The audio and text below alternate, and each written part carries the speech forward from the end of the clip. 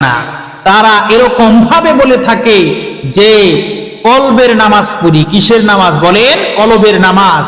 কলবের নামাজ পড়ে, আমি তাদের কথা মানি, কলবের নামাজ পড়েন।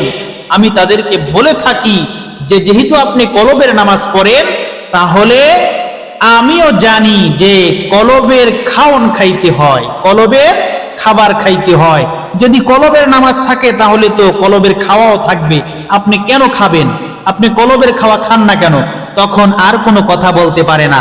যতই তুমি এগুলা নিয়া নেতামি করো আর বাহাদুরি করো আর পণ্ডিতি করো, ঠিক আছে, এই পণ্ডিতি সব কিছু তোমার কোরআন হাদিসের কাছে তুচ্ছ। এজন্য রব তোমাকে যেভাবে চলতে বলেছে, আল্লাহ যেভাবে তোমাকে চলতে বলেছে, রসুলের সুন্নাহ অনুযায়ী যেভাবে আমার আপনার নবী চলতে বলেছে, ঠিক তেমনি ভাবেই আমাদেরকে চলতে হবে। তাছাড়া অন্য কোনো পথে মথে যদি চলতে চান তাহলে আপনি বেঈমান হয়ে মারা যাবেন। এজন্য ঈমানকে তাজা রাখার জন্য এই ল্যাংটা বাবা, দয়াল বাবা, তালা বাবা, সারা বাবা যত আছে সবকিছু বাদ দিতে হবে। তাহলেই আপনি আল্লাহ পাক রব